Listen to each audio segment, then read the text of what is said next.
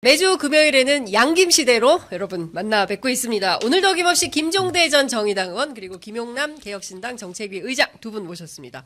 어서 오십시오. 네, 안녕하세요. 네, 잘 지내고 계시죠? 추석 명절 어떻게 잘 보내셨습니까? 아니 명절 때 뉴스토마토는 다 나와서 일하던데. 그러니까 내가 어떻게 마음 편하게 내가. 그리고 취재 편의점은 뭐 그렇게 또 독하게 일을 하셔 그래. 네. 아우, 저희가 나 그래가지고 취재 마음이 편의점, 편치가 않네. 네, 취재 편의점이 저희가 그래도 1시간씩 했어요. 원래 저희가 연휴에 다 하진 못하고 그냥 고정 코너만 1시간씩 했는데 참 효자였다. 너무 많이 터졌군요. 예, 많이 감사드린다. 예, 그러니까 저희는 편의점이잖아요. 대형마트 쉬는 날 일을 해야 된다. 예, 그걸 교훈으로 이번에 얻었습니다. 예, 많이 안쓰러우셔서 많이 도와주시면 많이 감사하시겠다라는 생각이 좀 듭니다. 이 얘기부터 안 할 수가 없습니다. 예, 드디어 어제 새벽 6시에 뉴스토마토가 터졌어요. 예. 그 홈페이지도 터지고. 저도 처음에 접속이 안 돼 갖고. 접속이 안 돼. 예. 계속 6시에 기다렸다가 하려고 그러는데 접속이 안 돼 갖고 한참 애먹었어요. 진짜. 오늘 토마토 갔다 오셨죠? 어제인가? 갔다 왔죠. 네. 갔다 어때요 왔어요. 거기 분위기가 지금? 그러니까 요 사항을 좀 말씀드리면은 네. 그 추석 연휴 전에 일본은 나갔지 않습니까? 그렇죠. 예. 그러고 나서 그 취재팀이 뉴스토마토 취재팀이 텔레그램 그거를 갖고 있는 사람 취재원을 만나러 막 출발하더라고. 아 진짜요? 일보가 나간 뒤에. 네. 그래서 그 이후 상황이 궁금해가지고 뭐 연휴에 일 하겠냐 했는데 전화를 해보니까 일을 하고 있는 거야. 그렇죠. 빡세게. 잠도 못 잤대요. 어제 박형관 기자 왔다 갔는데 잠을 1시간밖에 못 잤다고 그러더라고요. 글쎄. 네. 그래서 터뜨릴 게 얼마나 많길래 이렇게 일을 하냐. 네. 그러니까 시리즈로 내보낼 계획이래. 네. 그러다 보니 정리할 게 엄청나게 많다 그랬는데 내가 그것 듣고 띵 해지는 게 네. 그렇게 많어? 그랬는데 저기 이 19일 어제 그 드디어 이제 그 기사가 나오긴 했는데 딱 읽어보니까 굉장히 절제력 있게 썼더만요. 조심한 흔적이 그냥 여기저기 나요. 그래서 이걸 길게 가기 위한 어떤 지구전을 하려는 멘탈이 있는 것 같다는 느낌이 있었고 그러려면 초기부터 너무 무리하지 않게 상당히 절제력 있게 썼다는 저는 느낌을 받았어요. 그러니까요. 저도 이렇게 기사 보면서 이거 장기전이구나. 이거 하나하나 좋아하시잖아. 살라미 전술. 예, 뉴스토마토가 살라미 전술로 이제 시작을 한 거 아닌가라는 생각이 좀 들었습니다. 의원님은 어떻게 보셨어요? 아니 당사자. 어제 당사자는 아니고 제가 어제 그 올라온 기사를 보고 네. 아니 팩트 확인을 정말 열심히 했구나. 이게 맞게 썼구나. 이게 뭐 허투루 쓴 기사가 아니고 깜짝 놀랐죠. 사실은 그렇게까지 상세하게 취재가 될지는 몰랐는데 쭉 연결이 되더라고요. 그러니까요. 하나하나 좀 말씀을 좀 여쭤봐야 될 것 같은데 지금 오늘 아침에 이준석 의원이 또 막 길게 쭉 글을 올리셨어요. 페이스북에 막 52분 전, 43분 전, 1시간 전 해가지고 계속 올라오고 있는데 언론인들 문의가 많아가지고 다 정리해서 올린다. 7불사에 간 경위와 시간, 현장에서의 반응, 그 뒤에 진짜 거의 기사를 쓰셨어. 천하람 의원이 동석한 계기, 뉴스토마토 보도와 관련, 김영선 후보 2022년 보궐선거 공천 관련, 등등등등 쭉 올렸는데요. 하나하나 좀 여쭤볼게요. 일단 7불사 회동과 관련해서 의원님께서는 어제 JTBC 장르만 여의도에서 또 단독 보도를 해주셨는데 글쎄요. 7불사 이후에 그러니까 7불사가 2월 29일이었고 3월 1일 날 서울에서도 개혁신당 관계자분들이 회동이 있었다라는 걸 어제 확인해 주셨어요. 아니 그러니까 저는 제가 경험한 바를 정확하게 말씀을 드리면 사실은 2월 29일 날 밤에 내려가는 거는 몰랐고 그 다음 날 3월 1일 날 당시 개혁신당의 서울 종로구 국회의원 후보였던 금태섭 후보의 선거사무실 개소식이 있었는데 오후 2시였거든요. 그러니까 웬만한 당직자들이 다 모였죠. 그래서 개소식이 끝나고 나서 그 같은 층은 아니었고 그 위에 이제 후보 사무실이 있었는데 개소식이 열린 층이 아닌 다른 층에 그 후보 사무실에 모여서 그때 이야기가 나왔죠. 그러니까 어제 지리산 자락에 가서 김영선 의원을 만났는데 영부인이 지역구로 옮기라고 그래서 옮겼는데 거기서도 지금 공천이 안 됐다. 근데 그때는 공식 발표, 컷오프 발표는 나기 전이었어요. 네. 사실은 제 기억으로는 한 이틀 후쯤 컷오프, 하루인가 이틀 후에 컷오프 발표가 났던 것으로 기억하는데, 그래서 김영선 의원이 뭐 아주 화가 많이 나 있는 상태인데 이 영부인의 공천 개입 뭐 이거와 관련해서 기자회견을 할 의향이 있는데 폭로 기자회견을 하고 국민의힘을 탈당해서 개혁신당에 입당을 하면서 4월 총선에서 비례대표를 요구를 한다. 1번을.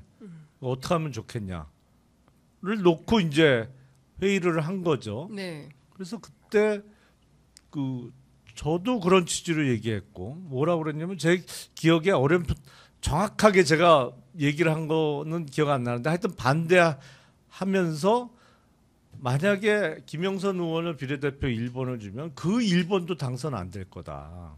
왜냐하면 3% 이상 득표를 그렇죠. 해야 되는데 그때 김영선 의원이 뭐 수전물 그걸로 유명해졌어요. 사건도 있었고 그래서 그러니까 폭로는 좋은데 이게 비례대표하고 연계되는 순간에 개혁신당이 총선에서 살아남기가 어려울 거다라는 취지로 얘기했고 꽤 많은 참석자들이 그런 취지로 얘기를 했어요. 그래서 그거는 안 되는 얘기로 그거는 비례대표 1번은 불가능하다 뭐 이렇게 중론이 그때 그 자리에서 모아졌죠. 그리고 나서 이제 그렇게 진행된 거예요. 그리고 나서 그러니까 그 회의가 결정적이었네요. 그렇죠. 그리고 그때 그러니까 마치 명태균 씨 측은 개혁신당의 이준석 당시 대표가 비례대표 1번을 줄 테니 폭로하는 기자회견을 하라고 권유한 것처럼 뭐 얘기를 하는 것 같던데 그건 아닌 거예요. 그렇다면 그런 회의가 그 다음 날인 3월 1일 날 오후에 열렸을 수가 없는 거죠. 그렇죠. 예. 그러니까 그거는 저쪽에서 먼저 요구 내지는 제안을 했던 게 맞죠.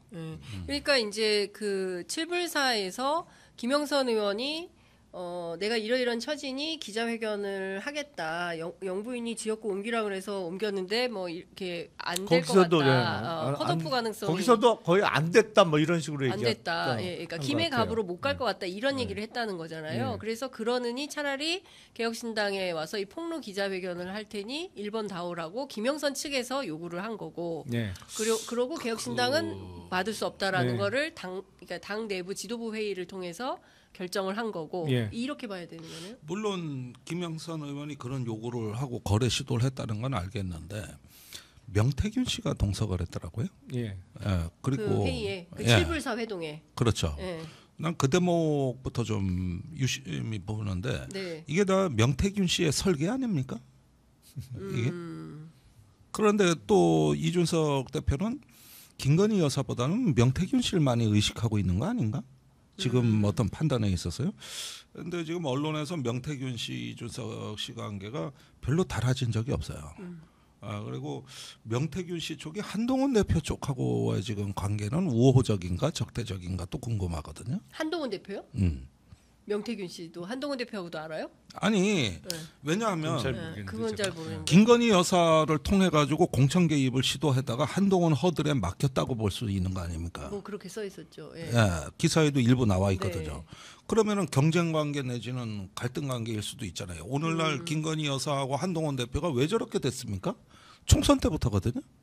그때 그 텔레그램 메시지도 뭐 본인이 사과를 하네 마네 뭐 이렇게 굉장히 많이 여러 가지 얘기는 써 있지만 본질은 김건희 여사가 당무에 총선에 개입하려다가 잘 뭐가 뜻대로 안 되니까 사과 문제를 꺼냈고 그것이 이후에 이제 김건희 여사와 한동훈 관계 뭐 10년 넘는 동지적 관계가 파탄에 이르게 된 거 아닙니까?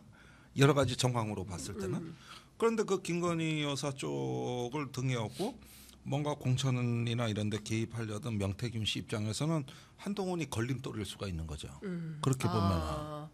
김건희 여사 입장에서 보면 이건- 자기가 이렇게 하려고 이거는 했는데 그러니까 안 돼. 일종의 그 외척과 환관의 싸움 아닙니까?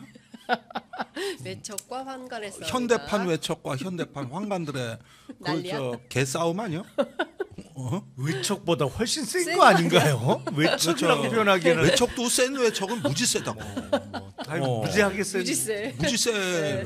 그러니까 김건희 여사는 오빠, 어머니, 그다음에 이종호 씨, 명태균 씨 많잖아. 주변에. 이게 범 천공도 외척들 있고. 아니야? 천공도 외척 있고. 세력이네, 세력. 세력이네 세력. 예. 그런가 하면 윤핵관들이나 환관이 있고. 그런데 한동훈이 중간에 이게 뭐가 길이 바뀌어가지고 양쪽을 다 곤란하게 한 거 아니야? 그러니까 이게 이 어떤 판이냐를 우리가 이해하고 통찰해야 이 사건이 이해가 될 것 같아. 저쪽 판은 국민의힘 쪽은 어떠한 지각판인가? 이게 좀 그림이 그려져야 이 사건의 의미가 떠오를 것 같더라고. 그러니까요. 근데 지금 이게 좀 덩어리가 너무 커서 예. 관찰을 잘 해야 이걸 잘 볼 수가 있을 것 같아요. 그런데 오늘 이제 허성모 의원님 와서 말씀해 주시고 가신 바에 따르면 이 경남 지역에 계신 분들한테는 이 명태균이라는 사람이 상당히 많이 알려진 인물인 거예요. 네. 예, 그리고 여론조사도 하고 뭐 언론사도 지역에서 하나 갖고 있다고 하고 네. 그러면서 뭐 여야를 넘나들면서 이 후보 저 후보 이렇게 손대면서 뭐 이렇게 해가지고 당신 뭐 저 공약을 이렇게 바꿔라 이렇게 뭐 조언도 하고 이러면서 이제 선거판을 흔드는 뭐 그런 분으로 보여요. 근데 중앙엔 그렇게 알려져 있는 인물은 아닌데 그 이준석 대표나 또 김종인 위원장이나 이런 분들은 또 가깝게 지냈다라는 걸로 또 전해지고 있고 혹시 의원님은 명태균 씨를 알고 계셨어요? 아 저는 뭐 몰랐어요. 전혀 모르는 사람. 예.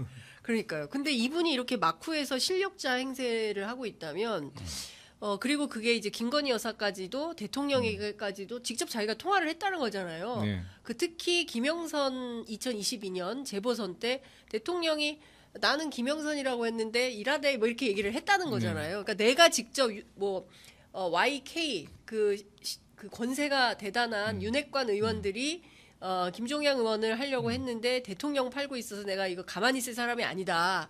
내가 대통령에게 직접 전화해가지고 판을 바꿔버렸다. 그러면서 내가 이런 사람이다라는 걸 과시하지 않습니까? 그런 걸 보면 이게 보통 사람은 아닌 걸로 보여요. 김용남 의원. 저는 명태균 씨를 직접 모르고요. 그냥 네. 제가 들은 바에 의하면 창원을 중심으로 경남 지역에서는 오래전부터 활동하고 거기서는 꽤 정치하는 사람들 가운데에는 알려진 인물이었다가 중앙 쪽으로 진출한 거는 그렇게 오래되지는 않은 것으로 알고 있어요. 그래서 지난번 대선 전에 중앙 쪽으로 이른바 진출을 했고 제가 듣기로는 모 교수님이 조금 관련이 돼 있는 것으로 알고 있어요. 교수님이요? 예, 이렇게. 또 오늘 새로운 인물 나옵니다. 교수님. 그래서 뭐 네. 하여튼 그 과정에서 등장인물들이 꽤 등장을 하는데 제가 직접 본 건 아니라서 뭐 네, 실명을 말씀드리긴 그렇고 예. 이미 이제 수도권에 있는 대학의 교수님이세요? 그렇죠. 서울에? 그런데 그 네. 교수님하고 예. 명태균 씨를 연결시켜 준 사람은 기존의 정치권에 있던 사람이고 인물이에요. 뭐 예. 널리 알려져 있는 인물이고. 가만 있자. 우리가 함성득 교수는 알고 있고. 네. 함성득 교수님 얘기하시는 건가요? 함성득 교수님? 아니 실명을 거론하기는 제가 적절하지는 않아 보이고. 함 교수님이구나. 아니, 아니 왜냐하면 보도에도 나와가지고요. 그 교수님이 상당히 많은 내용을 이제 설명을 하고 계시거든요. 뉴스토마토 기자한테. 그러니까 그 명태균 씨가 누가 명태균 씨를 누구에게 소개하고 뭐 이런 얘기들을 쭉 하고 그 사람이 마쿠에서 어떤 역할을 했다라는 거를 함 교수님이 얘기를 하고 있기 때문에 뭐 그런 정도는 확인이 좀 되는 것 같긴 합니다. 그런데요. 이게 사실은 국민의힘 내부에 그리고 개혁신당 관계자들 사이에서는 꽤 많이 퍼진 얘기다라고 이제 허성모 의원님 얘기하시는데 실제 그런 면도 있는 거죠. 명태균이라는 이름이 등장한 지는 한 몇 년 됐죠? 최근 몇 년? 한 2년쯤 된 것 같은데요. 네. 그러니까 그 전혀 중앙에서는 아는 사람이 거의 없다시피 하다가 한 2년 전부터 여기저기서 이름이 들리기 시작했고 네. 뭐 어마무시한 얘기들이 많이 등장을 하면서 어마무시한 얘기 어떤 건지 진짜야? 궁금합니다. 막 이러면서 진짜야? 진짜야? 뭐 이 수준이었는데 네. 그 뉴스토마토의 보도로 하나 둘씩 옛날에 설마 했던 게 이렇게 드러나는 과정이라고 보입니다. 그러니까 전반적으로 명태균 씨의 기사들이라고 여러 인물 자료를 검색해 보니까 이분이 창원 쪽에서의 어떤 지역 유지급으로 이렇게 성장하다가 이제 중앙 쪽으로 그 세를 좀 넓히는 단계였던 것 같아요. 그런데 이제 이분이 갖고 있는 여론조사 광고 업체 수주 실적도 좋아요. 뭐 전화번호부터 인쇄하고 실적까지 파악했어요. MBC하고도 계약 맺은 게 꽤 되고. 명태균 씨가 MBC요. 경남 MBC 아니면 또 113 리모델링이라든가 예. 전화 안내 이런 거라든가 보니까 공공사업 또 예. 방송 언론 쪽에 수주 실적도 있어요. 예. 그리고 창원대학교에 1억 원 발전기금 내놨더라고. 이게 10년 전 얘기입니다. 그리고 한의사회하고 해서 김영선 의원이 인구특위위원장을 맡을 때 네. 거기에 모든 행사에 와 있더라고. 명태균 씨가. 네. 그리고 김영선 의원이 이제 지역 활동할 때 그 지역의 오피니언 리더 또 그 엘리트 그룹들하고의 어떤 연결하는 본인이 이제 얘기하는 책사의 역할에는 그것도 포함되어 있고. 네. 그런데 이분이 주변의 평가도 좋고 명석하고 스마트하고 뭐 다 좋은데 어지간히 사람이 없어 그래. 김명선 의원 같은 양반을 왜 끌어들여가지고 끼고 도는지 이건 나는 당최 모르겠고 그래가지고 뭐 다루기 좋아서 그런 건지 모르겠지만 하대를 했다 그랬던데. 네. 근데 이분이 그러면서 그 영향력을 중앙으로 이렇게 많이 확대시켜온 결정적 계기는 지난 대선이 아니었는가 보여져요. 그때 윤석열 대통령 부부를 알게 됐고 네. 알게 된 정도가 아니라 아주 뭐 상당히 중요한 어떤 정치적 조언이 있었던 것 같은데 아시다시피 이런 기능은 다 김건희 여사가 관장하지 않습니까? 근데 허성모 의원 취재에 따르면 직접 막 여러 가지 취재를 하셨는데 두 가지 설이 있다는 거예요. 하나는 이준석 대표를 통해서 연결이 됐다. 그 명태균 씨를 그 김건희 여사 부부에게 소개시켜준 사람은 이준석 대표다라는 설이 있고 또 하나의 설은 거창에 무슨 거사님이 계시는데 아니 거사님인가 맞나요? 뭐 계시는데 이분이 천공하고 친하다. 그래서 천공을 통해서 여사님하고 또 관계가 있다. 이 두 가지 설인데 어떤 게 맞는지는 모르겠다. 둘 다 맞을 수도 있고 뭐 그렇다라고 지금 설명을 해주고 계세요. 그러니까 이 하동이 천공 쪽에 저 본산이 있죠. 하동에. 예, 최참반 때 그 문화재에 있는 그 마을이죠. 예. 거기에 천공이 카페도 짓고 건물도 올리고. 지금? 신도들이 거기 많이 있죠. 그래서 뭐 한국차 세계화 운동도 한때 거기서 있었고. 또 그래서 인근에 있는 경상대학교 교수들을 초청해가지고 천공이 자주 모임을 갖는 데가 바로 하동이고. 이렇게 돼 있죠. 칠불사 있는데? 칠불사도 같은 하동이긴 하죠. 예. 그럼 뭐 하동이 넓을 거 아니야. 예. 그래서 그건 나는 잘 모르겠고. 네. 그래서 이런 전반적으로 보면 어떻게 됐는지 하여간 어쨌든지 간에 그 뭔가 윤 대통령 부부한테 플러그를 꽂는데 성공했어요. 그리고 나는 윤 대통령이 굉장히 신임하고 인정했다고 봐요. 그러면서 어떤 역할을 상당히 맡겼을 가능성이 있고 뉴스토마토 보도는 아예 그냥 윤 대통령을 통해 공천판을 뒤집었다는 거 아닙니까? 그렇죠. 그 윤핵관을 확 눌러버리고 그렇죠. 이랬다는 얘기니까 이때부터 급격한 힘의 성장을 했던 시기로 보여져요. 어쨌든 본인의 정치적 위세가 이제 그야말로 확장일로에 놓였던 시기였던 게 작년 올해가 아닌가 이런 생각이 듭니다. 그러다 보니까 이준석 대표는 그 훨씬 전부터 명태균 씨를 알았으니까 이제 어떻게 보면은 조금 뭔가 이렇게 급이 높아진 한 명은 저기 계속 당 대표에서 또 당 대표. 네. 이제 정책 개혁 신당 가고 이제 저기 몸집이 커진 명태균 씨하고는 이제 어떤 지역의 소소한 문제를 넘어서 의논할 수 있는 단계로 레벨업이 된 게 아닌가 이런 생각이 들어요. 근데 그 명태균이라는 사람이 어떤 분인지는 모르겠지만 그 이준석 대표하고도 가깝고 김건희 여사하고도 가깝다고 한다면 뭐 다양한 정치력을 발휘했나? 그래서 이럴 때는 이런 이 라인을 바꿔가면서 이렇게 정치를 한 건가? 이제 이런 의문도 좀 생기네요. 계속 의혹이 생겨요. 네? 그러니까 국회의원 공천을 전화 한두 통으로 이렇게 확 뒤바꿀 정도의 파워라면, 네. 그리고 그게 외부에 알려지면 네. 누가 그 사람을 무시할 수 있겠어요? 까놓고 얘기해서. 아니 그러니까 그 지금 그 공개된 녹취 파일에 의하면 명태균 씨가 여사를 통해서 윤석열 당시 취임 하루를 앞둔 그렇죠. 대통령 당선자죠. 예. 전화해서 그 바꿨다는 거잖아요. 네. 김영선 의원이 공천을 받을 수 있도록. 그리고 실제로 그 다음 날 공천 발표가 나잖아요. 네. 그렇죠. 김영선 후보로 국민의힘 공천 그날 발표가 오후에. 예. 그날 오후인가요? 네, 5월 10일 9일 날. 오후. 그렇지. 그 취임식 통화는 날. 그러니까 통화는 오후 5월 9일. 5월 9일 오전에 있었고 그렇죠. 예. 5월 9일 오전에 예.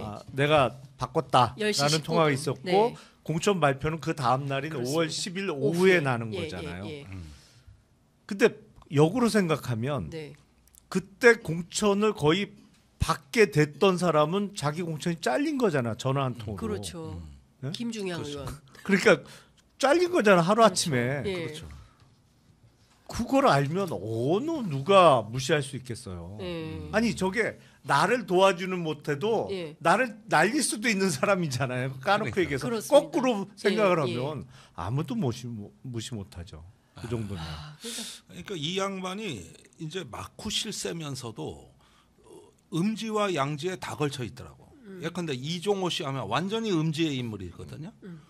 그런데 이분은 자기 합법적인 사업을 통해서 하는 여론조사 광고업이라는 양지의 플랫폼을 갖고 이걸 또 잘 써먹었어요. 그리고 합법적이에요. 그리고 실력도 있어요. 이런데 또 음지에서는 마쿠 조정하는 능력도 있고 양쪽에서 다 실력을 보여줬단 말이에요. 네. 그런데 그 5월 10날 공천 발표한다는 걸 정확히 예측하고 있었습니다만 올해 들어와서는 또 김영선 의원이 컷오프 된다는 것도 미리 알고 있었어요. 그렇죠. 예. 이게 두 번째고 네. 김해로 가서 컷오프 된다는 것도 미리 알고 있었고. 네. 그리고 그걸 여사한테 보고해야 된다고 얘기를 해요. 알려줘야 된다. 예. 그렇죠. 예. 그리고 그걸 갖고 이준석 대표하고 딜을 할 수 있다.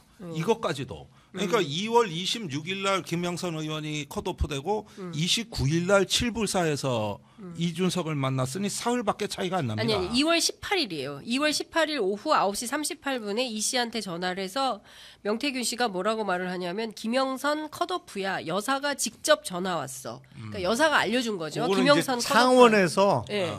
옮겨가지 않으면 네. 창원에서 컷오프 발표가 곧 날 거다라는 네. 내용이죠. 두 번째까지. 예. 그러니까 그러고 나서 18일 오후 10시 27분을 기점으로 해서 7개 매체에 김영선 의원이 김해갑 출마 선언했다라는 바로 하죠. 보도가 서둘러낸 거죠. 나오고 그리고 2월 26일 오전 11시 4분에 다시 전화를 해서 지금은 김영선이 컷오프요. 끝난 지 오래됐어. 이제 이런 말을 하고 그리고 나서 2월 29일에 그러니까 사흘밖에 안 걸렸다니까. 네, 네. 아니 그때부터. 그때도 공식적으로는 김영선 의원이 김해갑에서 컷오프 결정 내지는 발표가 났을 때가 아니에요. 그러니까 공식적으로는 3월 2일인가 3월 3일 날 나요. 김영선 의원 컷오프 결정. 예, 김해갑의 경선에서 배제되는 결정은 예.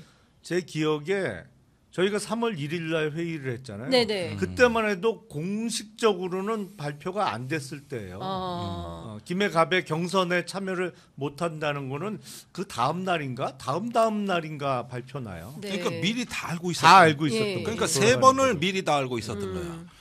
보궐선거 가는 거, 네. 그 다음에 두 번째 경남 창원에서 컷오프, 세 번째는 김해에서 컷오프. 이걸 다 읽고 선제적으로 판을 짰다는 거 아닙니까? 선제적으로. 그렇죠. 그러니까 공식 발표 이전에. 김영선을 살려야 한다라고 명태균 씨는 생각을 하고 네. 2월 29일 날 칠불사 회동을 통해서 이준석 대표를 만나서 비례 줘라 이렇게 했을 가능성이 있다고 봐야 되나요? 그렇죠. 그러니까 일단 네. 국민의힘 공관위원회가 돌아가는 사정은 다 알고 있었던 거죠. 명태균 씨가. 네. 네. 그 내부에서 어떤 논의가 되고 어느 쪽으로 결정을 사실상 내부적으로는 했는지 외부 발표는 전혀 없지만 그건 미리 다 알고 있었던 것이고 더군다나 창원에서 내일 컷오프 오전에 발표 날 거라는 거는 영부인이 직접 알려줬다는 거잖아요. 그 이후에 진행되는 김해갑 출마 선언을 한 이후에 진행되는 것도 다 알고 있었던 거예요. 그러니까 그럼 도대체 이 명태균이라는 사람은 국민의힘이 아무런 직함이 없는 사람이잖아요. 김건희 여사도 아무런 없죠. 뭐가 없잖아요. 근데 이 사람들이 다 알고 막후에서 이런 역할을 막 하고 심지어 당을 건너서 개혁신당까지 노크를 하고 막 이런 상황까지 간 거예요. 이게 대단히 비정상적인 거 아닙니까, 의원님?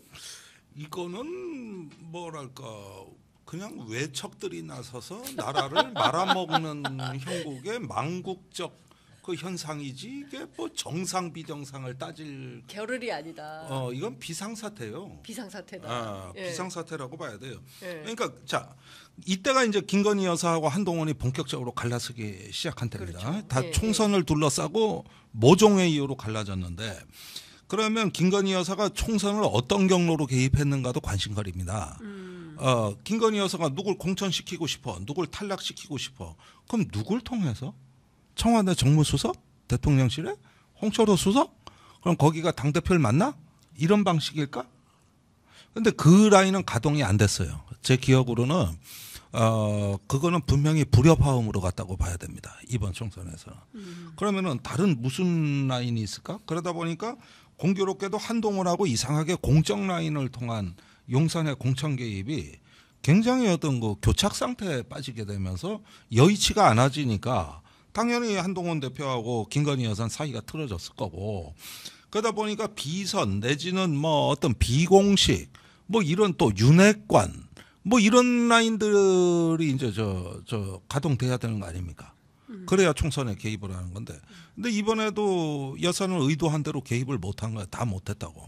그래가지고 일부는 뭐 하다 말다 이래 됐는데 이게 결국은 전반적으로 이제 그 명태균 씨가 저기 단순히 한동훈의 국민의힘보다는 조금 다른 쪽으로 눈을 돌리게 만든 배경으로 작용하지는 않았을까? 예. 근데 저는 그 이 사건에서 보면 그 뭐 납득할 수 없는 대목들이 너무 많아가지고 근데 사실 윤석열 정부 들어서 그런 일이 많지만 특히 이 공천 개입 파문과 관련해서는 좀 뭔가 정확한 해명이 좀 필요하겠다. 김영선 의원도 그렇고요. 네. 뭐 이준석 대표 같은 경우에는 이제 본인에게 제기된 여러 의혹들에 대해서 페이스북으로 이렇게 알리고 있긴 한데 저는 일정 정도 기자회견 같은 게 좀 필요한 국면이 아닌가라는 생각이 좀 드는데. 아니 근데 저는 걱정되는 게 그런 거예요. 그러니까 지금 국힘이나 일부에서는 이거를 김영선 의원과 당시 개혁신당의 이준석 대표가 어떤 딜, 뭐 막후에서 지저분한 딜을 하려고 했던 거에 자꾸 초점을 맞추려고 하는 것 같은데 이 사건의 핵심은 대통령의 영부인이 아무 자격 없이 국힘 공천 돌아가는 걸 미리 다 알고 있었고 여기에 여기 말고 일로 옮겨가라 뭐 이렇게 일종의 판을 짜는 시도를 분명히 했고 그리고 그 전에 2022년 6월 1일 선거와 관련해서는 실제로 대통령 부부가 얘기했다고 그 명태균 씨와 다른 사람과의 통화 내용에서 밝혀진 바에 의하면 명태균 씨가 대통령 부부에게 얘기해서 공천을 확 틀었대는 거잖아요. 그게 핵심이지. 그러니까 여기서 기자회견 하는 대가로 비례 1번을 요구했다? 아니 뭐 그거는 제가 그 부인하지 않겠어요. 근데 거기에 포커스가 맞춰지면 마치 이게 지난번 최혜병 사망 사건과 관련해서 멋쟁이 해변 단톡방에 등장했던 내용 중에 공익 제보자가 무슨 미리 작전을 짜고 이거를 그 어떤 이종호 씨의 단톡방 내용이나 이런 거를 공개한 거 아니냐는 흐름으로 잘못 흘러갈까봐 그게 조금 걱정이 됩니다. 그래서 사실은 그런 조짐이 보입니다. 지금 이 사건은 일단 그렇죠. 영부인이 공간이 돌아가는 내용을 어떻게 그렇게 세세히 알았을까? 그거는 이른바 공간이의 영부인 쪽에 속칭 빨대가 있었다는 얘기잖아요. 네. 그럼 공간이의 누구였을까? 그렇죠. 뭐 제일 먼저 떠오르는 사람이 이철규 의원은 항상 붙박이로 들어가 맞아요. 있었으니까 예. 이철규 의원을 비롯해서 이른바 윤핵관 쪽 공관위원들이 일단은 먼저 떠오르는데 그럼 실제로 누구냐? 공관위에 이렇게 실시간으로 상황을 영부인께 전달을 해서 영부인이 다 파악할 수 있게 도왔던 사람이 누구냐? 네. 부터 시작해서 그러면 이번 총선을 앞두고는 비대위원장하고 뭐 용산 간에 서로 말이 좀 안 통해서 그랬다 손 치고 그럼 그 전까지는 다 됐던 거냐 실제로. 그렇죠. 근데 저는 이런 것 같아요. 그러니까 여기서 제가 보기에 의원님께서 정확하게 지적을 해주셨는데 첫 번째는 김건희 여사가 어떻게 이런 내용들을 다 알고 뭐 이루 가라 저리 가라 뭐 이런 지시를 한 거냐. 그리고 두 번째는 명태균 씨는 그러면 김건희 여사로부터만 들은 거냐 아니면 명태균 씨도 혹은 뭐 국민의힘 모시로부터 또 들은 게 있는 거냐 이것도 좀 확인이 필요하고 심지어 이제 이 보도가 이제 두 번째 보도인데 저 뉴스토마토에 그 텔레그램 문자가 있는 거냐 없는 거냐에 대해서 상당히 이제 설왕설래가 있는 거 아니겠습니까? 근데 관련해서 명태균 씨가 이런 얘기를 합니다. 텔레그램을 주고받은 것은 본인과 김건희 여사다. 그러니까 김영선 의원과 김건희 여사가 아니고. 해명이야. 그러니까요. 거기고 그 다음에 김건희 여사한테 김영선 의원의 전략 공천을 요구를 했다. 그런데 김건희 여사가 나는 힘이 없고 가더라도 경선을 해야 한다라는 대답을 김건희 여사로부터 들었을 뿐이다. 이렇게 해명을 하고 있어요. 근데 저는 이거 굉장히 심각한 문제라고 생각을 하는데 이게 이분이 무슨 얘기인지 모르고 막 얘기를 하는 상황까지 왔다라는 생각이 좀 드는데 김건희 여사한테 왜 김영선 의원의 전략 공천을 요구를 합니까?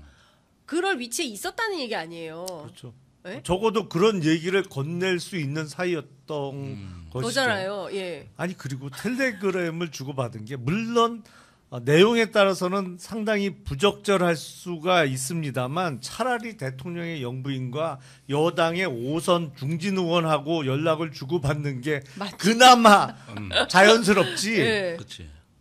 그 뭐 광고 업체나 뭘 하는데 도대체 공식적인 어떤 공직하고는 아무런 관련이 없는 창원에 있는 명태균 씨라는 사람하고 그리고 대통령 영부인하고 그렇게 자주 다이렉트로 주고받은 게 더 이상한 상황 아니에요? 근데 명태균 씨 주장은 뭔 소리야? 김영선 의원이 아니고 나하고 계속 연락했던 거야. 영부인은 이 얘기를 하고 있는 거잖아요. 그러니까요. 그게 더 이상해요. 그러니까. 이해가 안 가나. 네. 이게 판을 오히려 키우는 것 같아요. 판을 키우고 있어요. 그러니까 이 양반이 그렇게 어떤 좀 스투피드한 인물이 아니라면 판 키우는 그 자체도 목적일 수도 있어 보여요. 그리고 자꾸 바람과 태양 얘기를 하는데 네. 나한테 잘해주면 정보 많이 줄 수 있는데 왜 이렇게 거칠게 대하냐. 그렇죠. 이건 명태균 씨가 본인 페이스북에 그 뉴스토마토 기자 편집장하고 주고받은 메시지를 다 띄웠어. 그러니까요.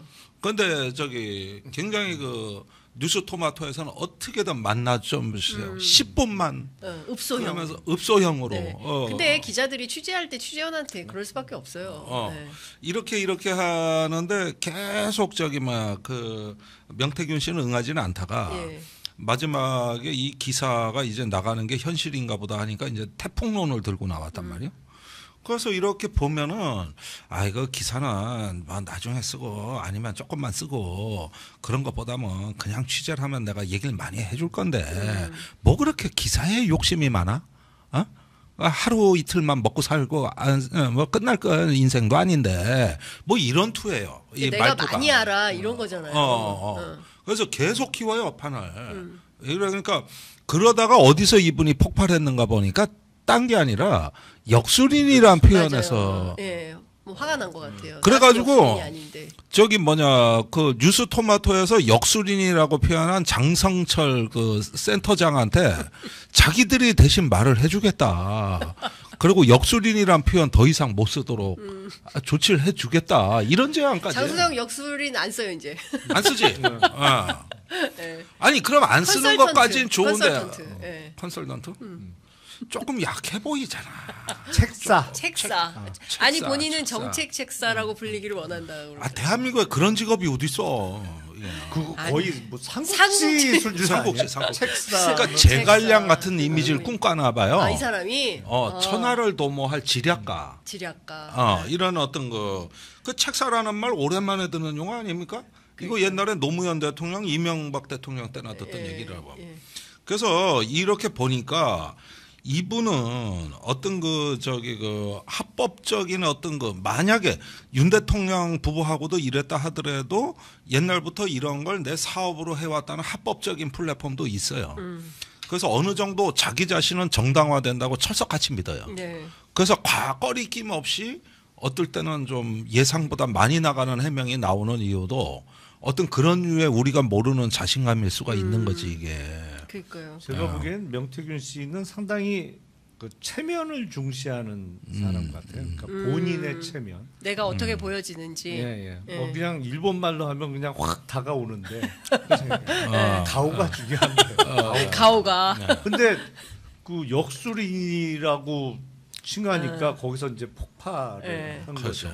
본인은 지금 말씀하신 대로 제갈량급의 책사인데, 그리고 그렇게 못 볼 바도 아니에요. 사실은 대통령 부부와 늘 통화가 가능한 상태고, 뭐 본인의 전화 한 통으로 국회의원 공천이 뒤바뀔 정도면 제갈량급이라고 못 볼 것도 아니죠. 저희가 사실은. 진짜 다 공개를 할 수가 없어서 그런데. 제갈량은 승상이란 벼슬이라도 있었지. 여기는 외척 세력에 있어. 아니 근데 사실 우리가 공개를 못해서 그렇지 명태균 씨가 뭐 여러 가지 역할을 아마 뉴스토마토 기사 쓸 것 같은데 많잖아요 얘기. 많죠. 무슨 역할을 했다라는 소문은 뭐 진짜 그렇죠. 정말 다 옮길 수가 없어서 그렇지. 그러니까 아마 나올 거예요 기사로. 근데 그분이 상당한 권세를 누린 건 맞는 것 같다. 그러니까 그 정도면 정말 그 공식적인 타이틀 없는 제갈량급이죠. 네. 사실은. 사실상 제갈량급이다. 아니 그런데 그럼 좀 이건 잘하지. 너무 왜 이렇게 의료 대란도 그렇고 여러 가지로 뭐 대란이 많잖아요 이 정부에서. 정책 책사를 제대로 했으면 나라가 똑바로 가야 되는데 왜 이렇게 혼란이 제가 많은 보기엔 거예요? 그 급의 책사가 한두 명이 아닌 거죠. 이 사람 저 사람 다 딴 얘기하는 거지 지금. 아니 그러니까 배가 사는 거는 건가요? 어떤 면에서 이종호 녹취록 파문하고 비슷하게 가고 있는데 이종호 씨가 이제 7월달에 그 녹취록이 공익 제보가 되고 언론에 터졌지 않습니까? 그러고 났는데 대통령실은 이종호 씨에 대해 입도 뻥긋 못해. 사실은 대통령 부부를 누가 보더라도 파멸로 이끌을 사람은 저런 간신이라고. 아니 대통령 부부를 얼마나 많이 사칭해서 뭐 국방부 장관, 해병대 사령관, 뭐 임성근 사단장, 뭐 조병로, 뭐 경무관, 뭐 삼부토건까지. 이거 굉장히 시한폭탄이고 위험한 인물이고 또 그때가 항소심 재판이 진행 중일 때라고 다름이 아니라 이런 민감한 시기에 근신을 해도 시원찮을 판에 오히려 더해 짓고 다니는데 대통령실은 말이 없어요. 이번에도 말이 없고, 특이하게 말이 없어요. 거기에다가 시간이 지나면서 이종호와 국민의힘 윤핵관들이 한 몸이 돼버려. 더 엽기적인 일이 일어난 거죠. 그러면서 국민의힘이 이종호 변호인 노릇을 자처하고 그렇죠. 있단 말이에요. 권성동 의원. 그러면서 아예 기자회견을 국민의힘 가서 해. 변호사 보내가지고. 이건 또 무슨 시츄에이션입니까? 이거는 또. 자, 이렇게 하면서 모든 권력 수사기관이 이종호의 수중에 놓여 있는 거 아닌가 하는 착각까지 들 정도예요. 공수처에 가보니까 이종호 변호인 출신이 검사가 있었잖아요. 그러니까. 그리고 휴대폰을 없어요. 그러면은 이 대자뷰를 이번 사건에 한번 대입을 시켜보면 우선 첫 번째 대통령실이 말이 없다. 이건 똑같습니다. 두 번째는 오히려 메신저를 공격하는 음모론, 제보 공작론이 그때 제기가 됐는데 지금 음모론 나왔습니다. 김성회 다문화종교 비서관 전이죠. 거기가 벌써 이제 이준석 음모론을 얘기하면서 이준석이 여사를 치는 프로그램에서 나온 거다. 이 얘기입니다. 그리고 이제 국민의힘에서 단 한마디도 이 명태균 씨에 대해 가지고 어떤 비판이나 아니면 어떤 거 조사의 필요성을 얘기 못합니다. 이건 끝까지 간다고 봐야 돼요. 이건 이종호 씨 사건하고 너무 닮은 꼴이라고. 그렇게 보면 이 범외척 세력이 경제는 이종호, 정치는 명태균, 그다음에 약간 저기 형이상학은 천공, 형이상학, 네. 사회문화. 그다음에 뭐 저기 오빠가 등장하고 이분들이 섀도우 캐비넷이에요? 아니 그러니까 미치겠다 진짜. 제갈량이 네? 많다니까요. 맞네. 제갈량이 여기 한 네. 명이 아닌 거예요. 아니네. 지금. 분야별로 있네. 분야별로. 야 이게 좀 진짜. 뭐 이제 그 당시 이제 한나라 때와 달리 지금은 사회가 전문화, 기능화됐기 때문에 제갈량이 많이 필요한 시대거든. 각 분야별 좀 제대로 된 전문가를 좀 책상에 써야지. 지금 나라가 지금 혼돈의 아노미에 지금 병원을 못 가, 응급실을 못 가 난린데요. 근데 네? 간신들의 전성시대를 만들어놨지 뭐. 그러니까 저는 지금 이것으로 끝날 게 아니라 사실 이제 뉴스토마토가 김영선 의원과 관련한 첫 보도를 시작을 했지만 다음 주에는 대통령실 행정관이 개입된 또 다른 공천 개입 녹취가 나온다는 예고를 봉지욱 기자가 하고 갔어요. 물론 뉴스타파가 쓰는 것은 아닌데. 그거 아주 추석 때 조회수 엄청 올라오더라고. 네, 그 기사를 어느 매체에서 쓸지는 얘기를 안 하고 갔는데 경우에 따라서는 다음 주에 이 사건이 정말 세게 붙을 겁니다. 이제 이 얘기를 하고 갔단 말이죠. 네.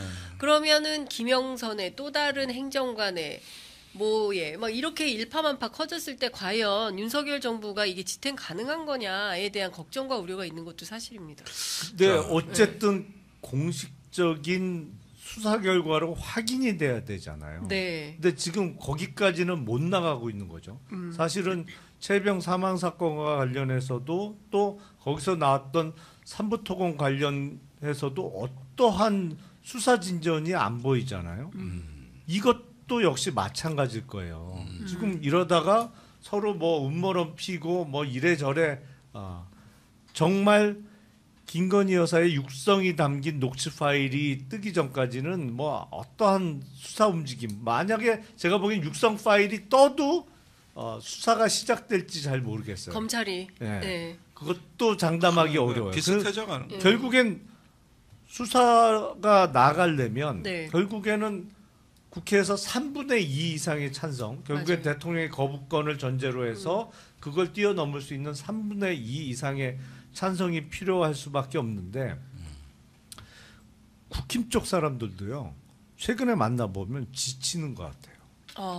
확실히 반응이 이제 지쳤어. 저도 느꼈어요. 방송 지쳐가. 나가면 느껴져. 그래요? 변호 안 해. 국힘 사람들이. 아니 그리고 이제 그건 방송에서 변호 안 하는 소극적 저항이고 그냥 개인적으로 이렇게 대화를 나누면 확실히 표현이 격해졌어요. 국민의 의원들이요. 그래서 거의 육두문자가 나와요. 정말요. 그래서 이거 보면 확실히 변화는 있는 것 같아. 이제 너무 지치는 거야, 힘든 거야 이게. 그렇죠. 아니 그리고 사고를 어떻게 이렇게 끊임없이 쳐. 다방면으로. 여기저기서. 네. 그러니까 이게 조금 변하는 게 느껴져요. 그러면 지금 이제 24번째 그 거부권 행사할 걸로 보이는 김건희 여사와 관련된 특검법, 이거는 재의결하면 통과가 되겠습니까? 최혜병 특검법 이런 거? 그러니까 정말로 3분의 2 선을 넘을진 모르겠는데 네. 요 상황이 조금 더 지속되면 정말 저쪽에서 몇몇은 폭발할지도 모르겠는데 이런 생각이 들어요. 폭발. 예. 그런데 이제 그게 이제 공멸 내지는 파국의 두려움으로 오히려 지금까지는 버텨왔기 때문에 그때 가서도 그게 큰 변화가 없을 수가 있죠. 자, 이걸 다시 2016년 상황을 반추해 보면 우리가 2014년이 박근혜 정부에서 최순실 정윤회 게이트가 터질 수 있는 최대 피크였습니다. 그런데 그때 어쩐 일인지 그냥 유야무야 됐어요. 넘어갔죠. 근데 그때는 오히려 그때는 역으로 당했죠. 역으로 당했다가 대통령실이 당시에는 그 정윤회 문건이 나왔을 때 조응천, 박관천 두 사람을 제거했죠. 징계하고 하면서 문건 유출 그다음에 사건으로 이제 바꿔버렸죠. 그러면서 박지만 쪽 사람도 다 맞습니다. 제거됐어요. 예. 그랬는데 2016년에 승마협회 사건이 터졌을 때 우리는 대형 사건이라고 보고 그 최초 제보자가 저거든요.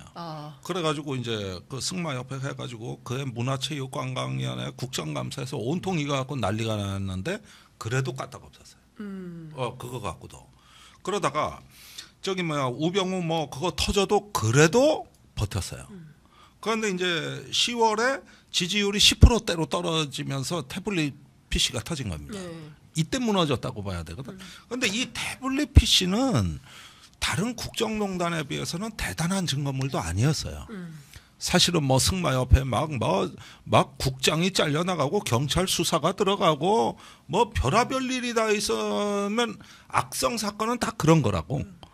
또 문건 파동이 그래도 까딱없는데 이상하게 태블릿 PC 이거는 저기 뭐냐 그냥 최순실이 뭐 연설문 좀 써줬다. 뭐 이런 정황이 드러나는 거지. 사실 그 외에는 별게 아니거든 이게 미르케이 증거도 아니고. 그랬는데 그게 터져도 그럭저럭 버텨나갔는데 근데 이상하게 이걸로 빵 터지고 정유라 한마디에 그냥 와르르 무너졌다. 그렇죠. 와르르. 그게 10월 상황이에요. 그런데 지금 9월 대통령 지지율이 2016년 9월 박근혜 대통령 지지율하고 똑같아 지금. 그러면 10월 넘어가면서 뭔 일이 이게 한두 개가 사소한 일 하나가 모든 사건의 의미 부여를 다 다시 해버리는 거예요. 이러면서 대붕괴가 일어났단 말이야. 대붕괴가.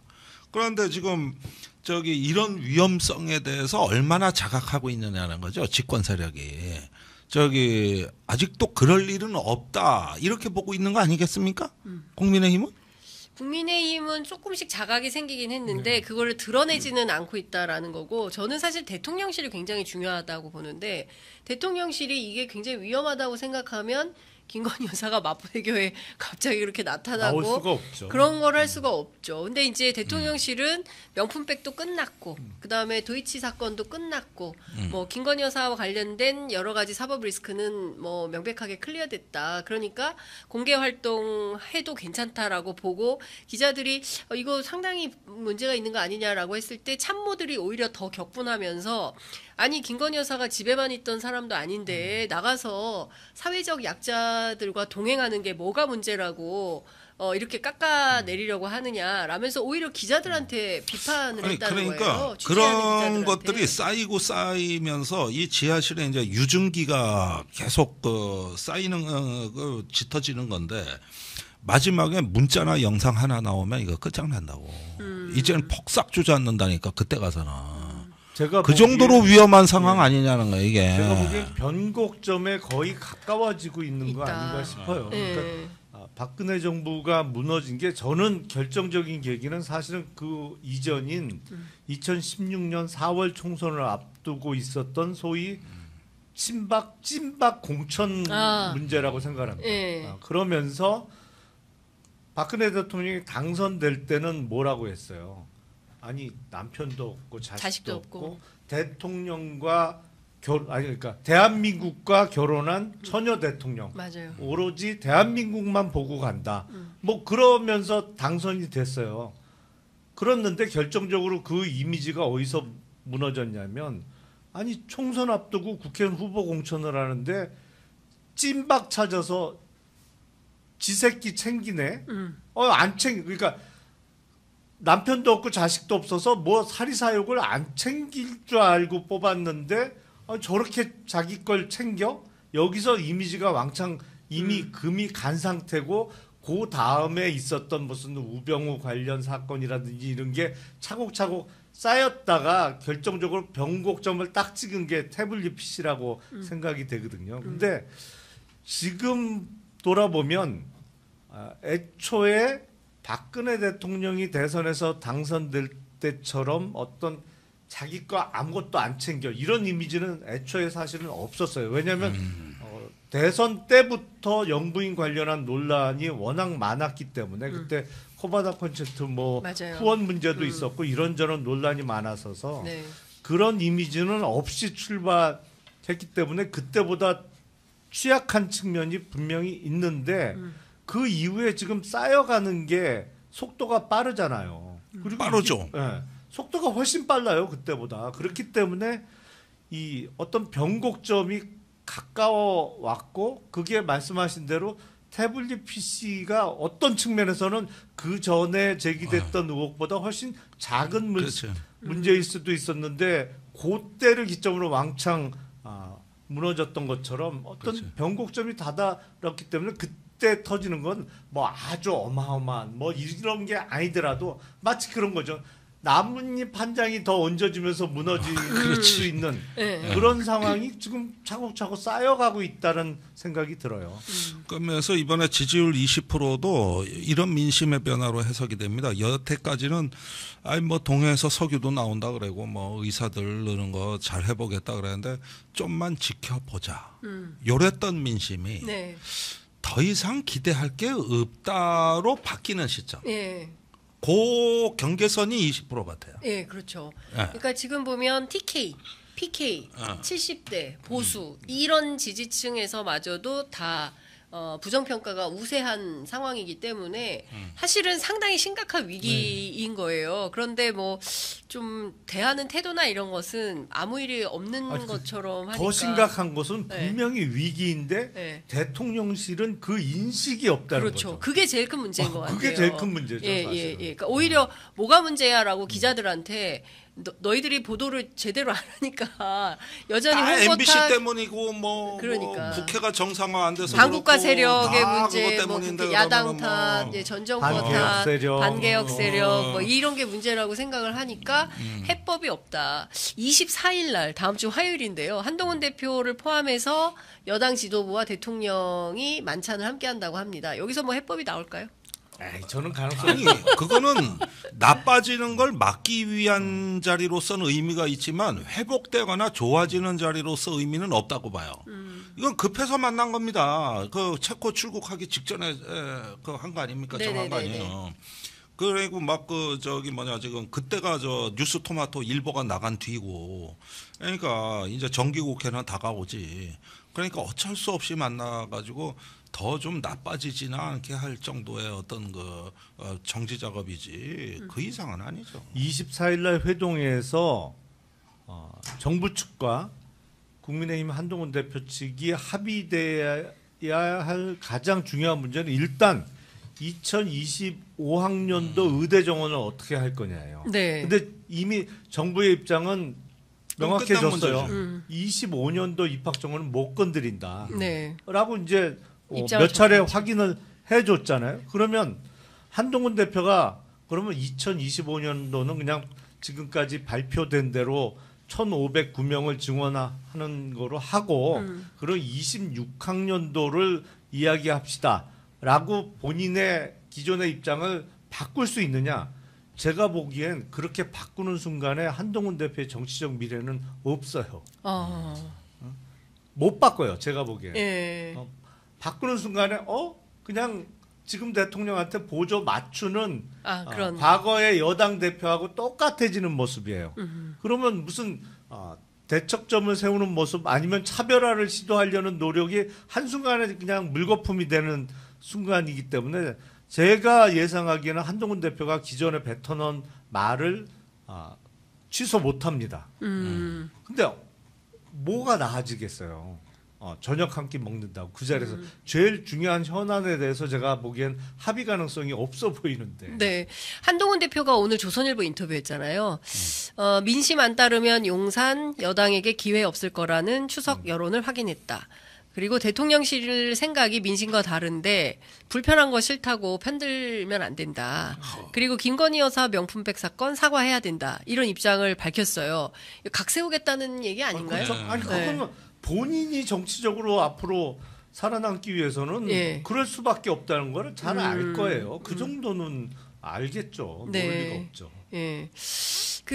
저는 한동훈 대표가 각을 세게 세우고 24일 날 윤 대통령과 한판할 생각으로 간다면 모르겠지만 그게 아니라면 대충 뭐 야당을 공격하는 방향으로 뭐 하고 나오면 그 다음에도 사실은 지지율은 올라가긴 좀 어려운 상황이 되지 않을까요? 그럼 네. 어떻게 보세요, 김종대 의원님? 아니 그런데 이제 저는 이렇게 말은 해놓고 막상 현장에서는 민감한 주제는 아예 꺼내지도 않을 가능성이 높다고 봐요.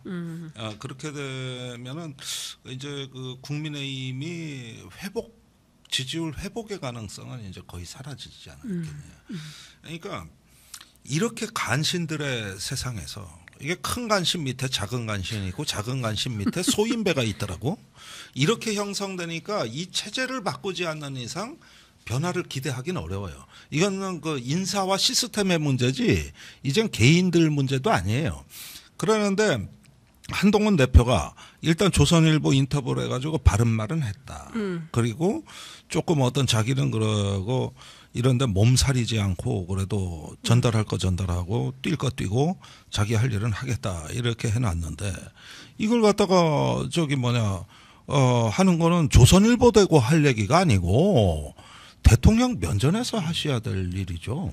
그게 정치인의 소임이자 책임이지. 근데 이 의대 정원 문제와 관련해서도 의원님 말씀하신 대로 2025년 얘기 이제 안 해요. 2026년 유예를 자기는 중재안으로 얘기를 꺼냈고, 그리고 또 이문택인가요? 그 의사협회 회장 만나가지고 협상을 하겠다. 근데 중요한 거는 박단 전공의 협의회장이잖아요. 근데 이분하고는 신뢰관계가 깨진 것 같고, 근데 뭔가 좀 계속 수를 두는데 이게 좀 맞춤한 그 수는 아니고 계속 엇나가는 수를 두고 있는 거 아닌가. 그래서 여야 의정도 사실은 이게 가능성이 저는 희박하다고 보여지거든요. 여야 의정이 아니라 여정 협의체가 어렵다니까요. 여정이 어렵다. 말씀드립니다만 네. 한동훈 대표는 아마 이 의료 대란 문제와 관련해서 윤석열 대통령하고 보조를 맞출 생각은 없을 거예요. 왜냐하면 보조 맞추는 순간에 차별화가 안 되고 차별화가 안 되면 본인이 죽는다고 생각을 하고 있기 때문에 그래서 여정의 단일안을 만드는 게 대단히 어려울 겁니다 아마. 그런 상황에서 무슨 야당과 의료계까지 다 합치는 여야 의정 협의체가 탄생할 수 있겠어요. 일단 여정이 안 되는데. 여정이 안 된다. 네, 북한의 김여정이 막 생각이 나요.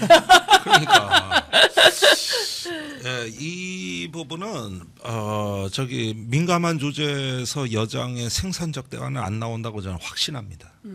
그건 나올 수가 없어요. 단지 모호한 방향만 나올 거라고. 네. 모호한 방향.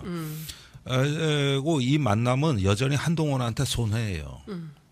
이걸로 해가지고 한동훈 대표가 외연을 확장하고 어느 정도 재량권을 더 쌓는다? 택도 없는 소리입니다. 택도 없는 소리예요. 그러면은 지금 조선일보 한 얘기 그거 다 뭐냐 이거예요. 그건 그냥 자기 입장인 거예요. 입장. 아니 정치 지도자가 입장 내는 거 못하는 사람이 어디 있습니까?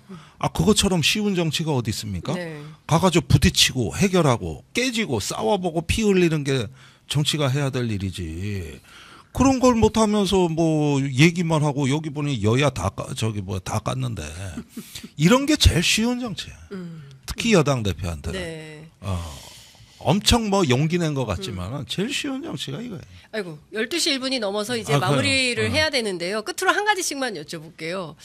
자, 20% 찍었어요. 이번 주에는 아마 오늘 갤럽 조사 안 나오고요. 다음 주에 나올 텐데 지지율 어떻게 전망하세요? 글쎄 물론 모든 여론조사가 오차 범위가 있기 때문에 그 오차 범위 내 위로도 올라갈 수도 있고 아래로도 뭐 내려갈 가능성도 있습니다만 그래서 저는 위로 올라갈 요인보다는 아래로 내려갈 요인이 훨씬 많지 않을까 싶어요. 네. 그게 20% 아래로 떨어진다. 10%대 찍을 거다. 의원님 어떻게 보세요? 글쎄 조금 요 상태로 좀 정체기가 있고 나서 떨어지지 않을까요? 떨어지더라도 이제 너무 떨어지니까 사람들이 또 한 번 심리적 저항선은 있을 것 같고 지켜야 한다. 저도 장기적으로는 의원님 말씀에 동감을 하는데 근데 이게 푹푹 떨어지는 양상까지는 가겠냐. 이런 데는 좀 조심스러운 전망을 해볼 수밖에 없고. 다음 주에 보도가 또 어떤 것이 나오느냐에 따라서 다음 또 달라질 주는 수도 이제 있겠다. 체코 순방 결과가 나오고 또 이제 대통령실 만찬 이런 게 있기 때문에 쥐어짜듯이 몇 프로는 올릴 수도 있을 것 같아요. 아, 예, 예. 24일 만찬이 또 중요한 열쇠가 될 수 있겠다. 그렇죠. 또 쥐어짜듯이 또- 녹취 파일 또 또 못 얻었다. 그걸 녹취 파일이 이제 또- 싹 공구리 치는. 공구리. 그러니까 이게 진짜 요동치는 상황이어서 예, 정치 시사 유튜브 안 보시면 이게 정세를 따라갈 수 없어서 큰일입니다. 하여간 자 금요일 여러분 함께해 주셔서 너무 감사드리고요. 두 분과는 다음 주 이 시간에 또 뵙도록 하겠습니다. 말씀 잘 들었습니다. 감사합니다. 예, 감사합니다.